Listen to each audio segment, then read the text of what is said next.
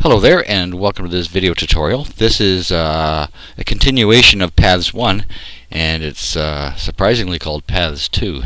And what I'm going to do is cut out this badge out of the front of this Ford Mustang that I saw sitting in front of a casino in Las Vegas.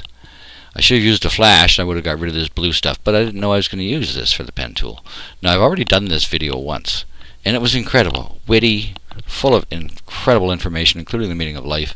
But I made it too long, so I had to start over again. So I'm watching my time this time, and I won't give you the meaning of life because it's not part of a tutorial, is it? Really? Okay, so I've already cut out the. I've already done a crop of this, so I'm going to go get it, and then I will show you how to do this because it's a bit more complicated, certainly than the last one. And there's some funny little things in here and here. Okay, so I will be right back. Okay, here is our awesome looking badge in the front of this Ford Mustang. You can see it's kind of an old one. It's even got paint missing off of here, but probably no rust anywhere being in Las Vegas. So let's get started on this. I'm going to zoom in, and I always start off with the tail for some reason. Maybe if I didn't start off with the tail I wouldn't mess it up so much. See, even the experts mess up, and I'm not an expert, so man, I'm going to mess up a lot more. Okay, here is our paths palette, nothing there. Soon as I create the first anchor point, we've got a work path going on here. So I'm going to come from here to there, and not lifting my pen, because of course I'm using the Wacom tablet, and not releasing your left mouse button if you're insisting on using a mouse. You create your first anchor point and your second anchor point. And there. And you can see the farther I pull this out, the farther down it goes. The curve goes toward the last anchor point. And if I go the other way, I can bring it around this way. So, you know, this is really a lot of fun to make this thing work. Maybe not the first time. But it does become fun. I insist that you will have fun with this. And you'll get some amazing cutouts. Okay, another thing you can do with it, if you're not happy with where you've got a point set, what you can do is press the control key, go back, and move the point around. See, I can move this anywhere I want it to be. I can move it down here, move it up there, and you can see there's a little handle on this side of it. I can even change the curve. So this is really a forgiving kind of a selection tool. You can do an awful lot with this. Once you get used to the keys and what they do, and how to use this thing, it's just amazing what it'll do, and you get beautiful cutouts. Okay, so that's nice, isn't it? So we'll come here and zoom around there,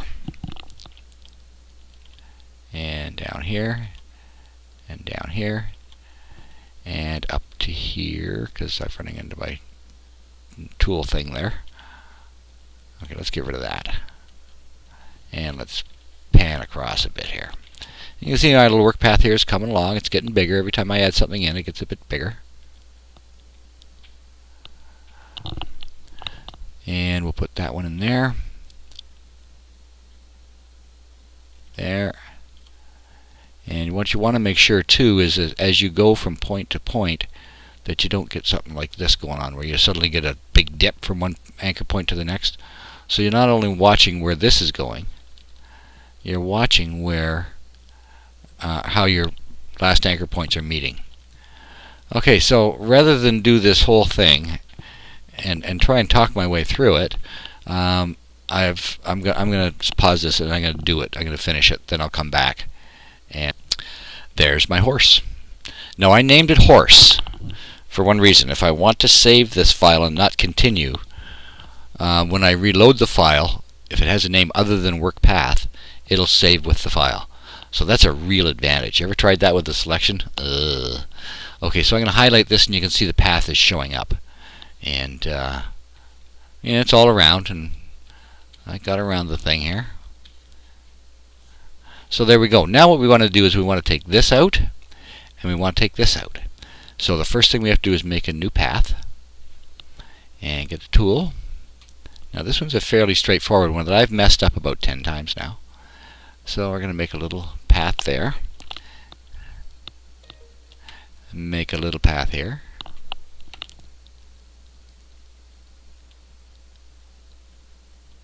There we go. one here,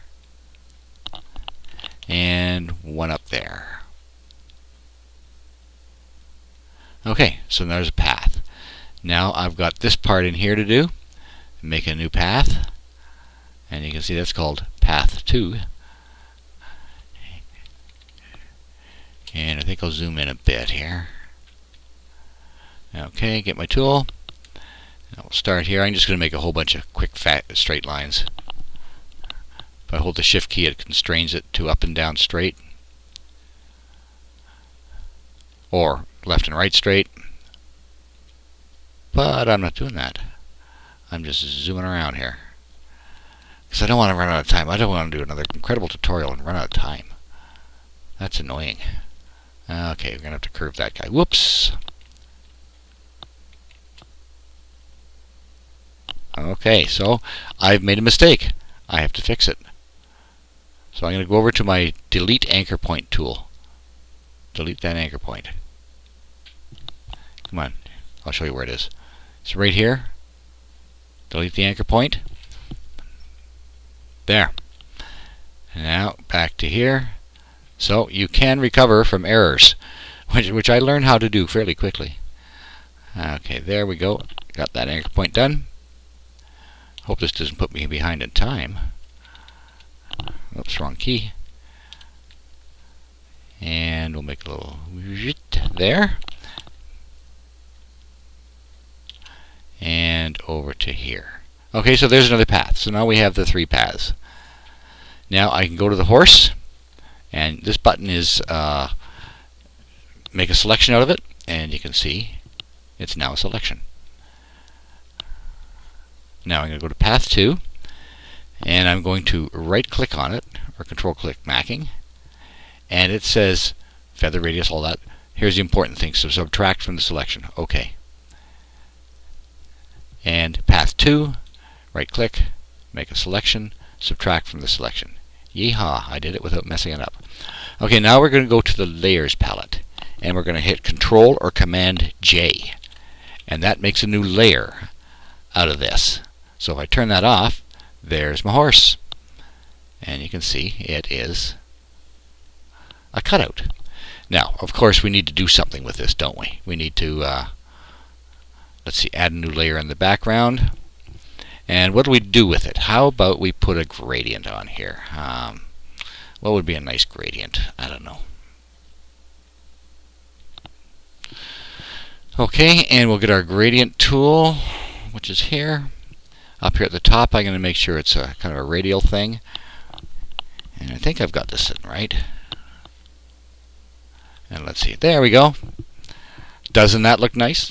So that's how you use the pen tool. And you can do some very, very complicated things with it.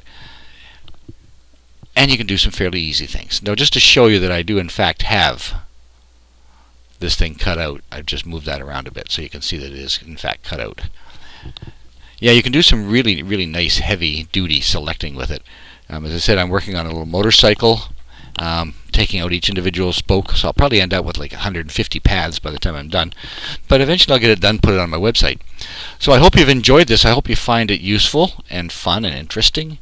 And I hope you use it in your work, because you will find that it's a good one. Once you get past that learning curve, you'll find out that it's a really great way of making selections. And of course, if you have a Wacom tablet, Bamboo or Intuos, you'll find it so much easier than using a mouse. So again, thanks for watching. I do appreciate it, and come on, visit my site, www.thegraphicstablet.com, and the actual address is on the next or the last slide of the video. And I hope to talk to you again. Bye now.